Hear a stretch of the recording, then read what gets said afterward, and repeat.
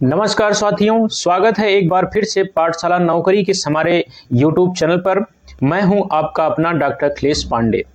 साथियों, हम सब बात करते हैं अपने इस चैनल पर टीजीटी पीजीटी हिंदी विषय को लेकर के, कैसे हिंदी विषय से हम लोग अंतिम रूप से टीजीटी पीजीटी में चयन प्राप्त करें। साथ ही साथ उन तमाम विषय से जुड़ी परीक्षाओं पर भी बात करते हैं जहां पर हिंदी विषय जुड़ा हुआ होता है, चाहे वह यूपी टेट हो या फिर कोई भी एक दिवसीय परीक्षा हो, लेखपाल हो, पुलिस हो, जहां भी हिंदी के महत्वपूर्ण प्रश्न पूछे जाते हैं उन सब की भी चर्चा अपने इस चैनल पर करने का प्रयास करते हैं। किंतु सबसे महत्वपूर्ण जो लक्ष्य है इस चैनल का वह है यूपी टीजीटी पीजीटी या फिर डीएसएसबी या केवीएस जीआईसी एलटी हिंदी विषय से कैसे नौकरी प्राप्त किया जाए, उसके लिए यह समर्पित एकमात्र चैनल है जो पाठशाला नौकरी का। साथियों, इस समय हम लोग लक्ष्य में ध्यान में केंद्र में रख करके चल रहे हैं उत्तर प्रदेश के अंतर्गत जो होने वाली संभावित परीक्षा है टीजीटी पीजीटी की अप्रैल मई जून वाली। उसके तहत हम लोग अभी बात कर रहे हैं अभ्यास प्रश्न पत्रों का। अभ्यास वह एक शब्द है जो आपकी कठिन से कठिन परीक्षा को भी सामान्य सरल बना देता है। साथियों, परीक्षा जिस अनुरूप होती है उसके योजना बना करके उसके अनुरूप ये तैयारी करते हैं, उसके प्रश्नों के अनुरूप बार बार प्रश्नों का अभ्यास करते हैं तो परीक्षा बड़ी सरल और सुगम महसूस होने लगती है। ऐसे ही भाव के साथ हमने इस चैनल की शुरुआत किया और हम सभी अपने इस चैनल पर लगातार प्रतिदिन 25 महत्वपूर्ण निःशुल्क जो है प्रश्नों की श्रृंखला लेकर के आते हैं। कहां से आते हैं? हिंदी के जो प्रश्न पूछे जाते हैं टीजीटी पीजीटी में उसके कई सेक्शन हैं, महत्वपूर्ण 5 सेक्शन हैं। उन 5 सेक्शन में सबसे पहले हमने शुरुआत किया हिंदी साहित्य का इतिहास। हिंदी साहित्य के इतिहास में काव्य का जो पोर्शन है, काव्य का जो सेक्शन है, उसमें बातचीत करने का प्रयास किया। शुरुआत हमने किया सबसे विवादों से, सबसे उलझा हुआ कालखंड अगर कोई है वह है आदिकाल। तो आदिकाल से हमने लगभग 6 से 7 भागों में देखने का प्रयास किया कि कैसे कौन कौन से महत्वपूर्ण प्रश्न हैं जो आते हैं या आने की संभावना है, जो आपको हमें अंतिम रूप से उस चयन की दहलीज पर ले जा सकते हैं। फिर हमने देखा भक्ति काल, फिर हमने देखा रीतिकाल, उसके बाद देखा आधुनिक काल। आधुनिक काल में चाहे भारतेंदु युग हो, द्विवेदी युग हो, छायावाद हो, प्रगतिवाद हो, प्रयोगवाद हो, नई कविता, समकालीन कविता, साठोत्तरी कविता हो। इसके बाद हमने शुरुआत किया हिंदी गद्य साहित्य का इतिहास। उसमें कई सारी ऐसी विधाएं हैं जिसमें से महत्वपूर्ण विधा थी उपन्यास विधा। उपन्यास एक बड़ा विधा है, बड़ा सेक्शन है गद्य साहित्य में, जहां से हर साल कई प्रश्न पूछे जाते हैं, ज्यादा प्रश्न वहीं से उठाए जाते हैं, वहीं से पूछे जाते हैं साथियों। तो अभी इसके बाद उपन्यास खत्म हुआ, अब हम शुरुआत करने जा रहे हैं आज के वीडियो में कहानी। कहानी उपन्यास के बाद एक महत्वपूर्ण सेक्शन है जहां से 5 से 7 प्रश्न अनिवार्य रूप से आते ही आते हैं। तो कहानी के वो कौन से महत्वपूर्ण 25 प्रश्न हैं, आइए आज उनको देखते हैं।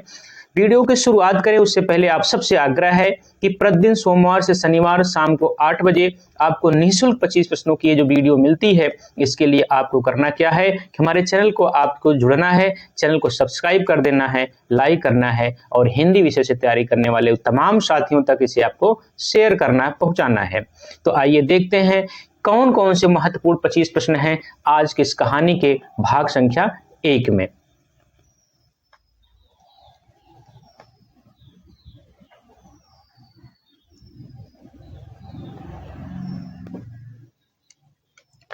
करें हिंदी गद्य साहित्य का इतिहास। कहानी यहां पे भाग 1 होना चाहिए था, क्योंकि इसके बाद और आएगा भाग 1 या भाग का। करें इनमें से कौन सी हिंदी की पहली कहानी मानी जाती है? इंदुमती, 11 वर्ष का समय, दुलाई वाली या फिर इनमें से कोई नहीं? तो इंदुमती को हिंदी की पहली कहानी माना जाता है। इंदुमती कहानी के लेखक कौन है?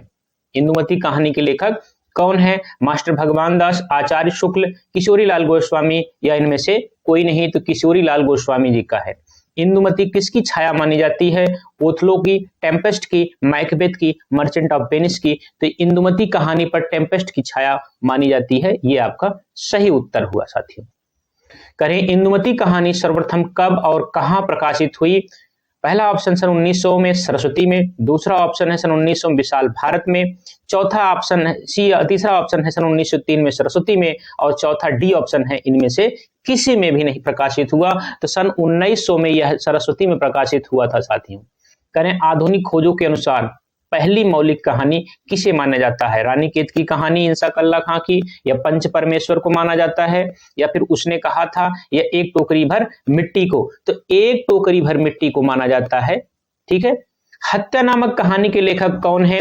अज्ञेय हैं, जैनेन्द्र कुमार हैं, मुक्तिबोध हैं, या फिर प्रेमचंद हैं? तो जैनेन्द्र कुमार है। कौन है? जैनेन्द्र कुमार। करें निम्नांकित मनोविश्लेषण प्रधान कथाकार निम्नांकित में से कौन नहीं है? कौन नहीं है? मनोविश्लेषण प्रधान कथाकार यानी कथाकार नहीं है। इलाचंद जोशी बिल्कुल है, अज्ञेय, सुदर्शन और जैनेन्द्र, इनमें से कौन नहीं है? ये सुदर्शन जो है ना, इन्हीं की है। इनकी आगे चल के देखेंगे। हार की, अच्छा प्रश्न अगला ही है, हार की जीत कहानी के लेखक कौन है? विशंबरनाथ शर्मा कौशिक, प्रेमचंद, सुदर्शन पांडे, विजय शर्मा पोगर, ये सुदर्शन है। इनमें प्रवासी कहानीकार हैं, इनमें से कौन एक ऐसा है जो प्रवासी कहानीकार है? विभूति नारायण राय, तेजेंद्र शर्मा, ममता कालिया, रविंद्र कालिया। तो ये तेजेंद्र शर्मा जी हैं। गुलाबी बन्नो कहानी के लेखक कौन है? त्रिलोचन, धर्मवीर भारती, शमशेर बहादुर सिंह, कुंवर नारायण। तो ये धर्मवीर भारती, वही गुनाहों के देवता वाले गुलाबी बन्नो इनकी प्रसिद्ध कहानी है। ठीक है साथियों, आइए अगले सेक्शन देखते हैं। अगले स्लाइड में कौन से प्रश्न हैं। कोठरी की बात कहानी अद्भुत है, इसके लेखक कौन है? कोठरी की बात कहानी अद्भुत है, इसके लेखक कौन है साथियों? अज्ञेय, निर्मल वर्मा, कृष्णा सोबती, रजनी गुप्त। ये जो सच्चिदानंद हीरानंद वात्स्यायन अज्ञेय है ना, ए ऑप्शन। जैनेन्द्र की पहली कहानी संग्रह कब प्रकाशित हुई? 1934 में, 1929 में, 1939 में, या फिर लास्ट ऑप्शन कौन सा है? 1937 में। तो 1929 ये बी ऑप्शन इसका सही है, 1929 में। ठीक है साथियों, चलिए अगला प्रश्न देखते हैं। करें उदय प्रकाश द्वारा रचित कौन सी कहानी इनमें से एक नहीं है? तिरिछ इन्हीं का है, तीरछ नहीं बल्कि तिरिछ है। क्या है? तिरिछ लिखा जाएगा, तिरिछ। पेन सही नहीं चल रहा है,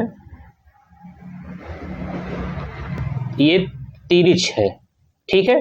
दूसरा पाल गोमरा का स्कूटर, दरियाई घोड़ा इन्हीं का है। ये पीली आंधी, पीली आंधी ये नहीं है, ये है प्रभा खेतान का। किसका है? प्रभा खेतान का। ये उत्तर होगा, यही एक नहीं है। निर्मल वर्मा की रचित कहानी संग्रह कौन सी है? परिंदे तलाश, ये परिंदे ही है निर्मल वर्मा की, इसके लिए और ऑप्शन देखने की आवश्यकता नहीं होनी चाहिए। फणीश्वरनाथ रेणु की कौन सी कहानी निम्न में से है?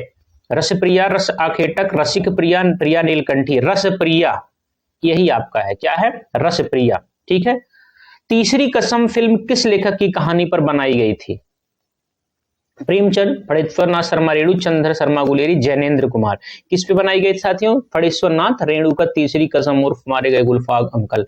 मलबे का आदमी कहानी का कथ्य क्या है? सांप्रदायिकता, पर्यावरण, प्रदूषण, भारत पाक विभाजन। पहली बात तो ये, मलबे का आदमी यह कहानी है किसकी? तो यह कहानी है मोहन राकेश की। किसकी है? मोहन राकेश की। किसकी है? मोहन राकेश की। इसमें क्या है कि भारत विभाजन का वर्णन है, भारत पाक विभाजन की जो त्रासदी है उसका वर्णन है। तो ऑप्शन डी। करें निम्न में से राजेंद्र यादव की कहानी कौन सी है? एक और जिंदगी बिल्कुल नहीं, जहां लक्ष्मी कैद है, तलाश एक दिन, जहां लक्ष्मी कैद है। नई कहानी आंदोलन के प्रमुख कहानीकार कौन है? मोहन राकेश हैं, जैनेन्द्र हैं। नई कहानी आंदोलन के वैसे ये मोहन राकेश ही हैं, उत्तर रट लीजिए आप, ये इंपॉर्टेंट है। ठीक है, आइए अगले स्लाइड पे बढ़ते हैं। कहें इनमें से शिवमूर्ति की कहानी नहीं है? त्रिया चरित्र, कसाई बड़ा, अकर्मक क्रिया, भारतनाट्यम। तो कौन सी नहीं है? अकर्मक क्रिया। ठीक है, ये नहीं। राजा निर्वंशिया कहानी के लेखक कौन है? पान खोलिया, कमलेश्वर। राजा निर्वंशिया, तो ये निर्वंशिया है, ये कमलेश्वर का है। किसका है? कमलेश्वर का है। किसका है? कमलेश्वर का।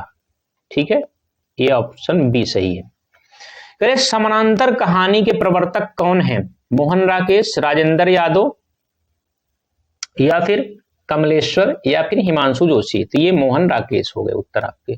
कौन हो गए? मोहन राकेश। प्रेमचंद की अंतिम कहानी थी ईदगाह कफन। प्रेमचंद की अंतिम कहानी तो कफन ही थी। ठाकुर का कुआं, बड़े घर की बेटी। तो कौन है साथियों? कफन, बी ऑप्शन। अगला देखते हैं, दामुल का कैदी लेखक के कौन है? दामुल का कैदी कहानी के लेखक कौन है? ये प्रेमचंद की ही है, प्रेमचंद, सी ऑप्शन। प्रेरणा नामक कहानी किसके द्वारा रचित है? नागेंद्र द्वारा, हजारी प्रसाद द्विवेदी द्वारा, या फिर जयशंकर प्रसाद द्वारा, या फिर प्रेमचंद द्वारा? तो किसका साथियों? ऑप्शन संख्या डी, प्रेमचंद द्वारा। तो साथियों कहानी के ये 25 महत्वपूर्ण प्रश्न आज की इस वीडियो में थे। आगे आने वाले एक और कहानी का भाग लेके आएंगे, जिनमें से छांटेंगे जो महत्वपूर्ण स्तरीय प्रश्न होंगे, वो 25 से 30 प्रश्न लेकर आएंगे। आज की इस वीडियो में कहानी की श्रृंखला में इतना ही। आगे के लिए लगातार ऐसे निःशुल्क वीडियो अभ्यास प्रश्न पत्र पाने के लिए आप सब हमारे चैनल से जुड़ें, सब्सक्राइब करें, शेयर करें, और बहुत जल्द हम जो है यूपी टेट में जो हिंदी के महत्वपूर्ण 30 प्रश्न आने वाले हैं, उनको लेकर के अपने चैनल पर आने का प्रयास करूंगा बहुत जल्द। तो ऐसे हमारे जो साथी हैं उत्तर प्रदेश के अंदर जो टेट की तैयारी कर रहे हैं, हिंदी की निःशुल्क ऐसे जो है पूरी अभ्यास, पूरी क्लास पाने के लिए आप हमारे चैनल से जुड़े, सब्सक्राइब करें, शेयर करें, कमेंट करें, लाइक करें। मिलते हैं अगले वीडियो में, तब तक के लिए नमस्कार, अपना खूब ख्याल रखें, बहुत बहुत धन्यवाद।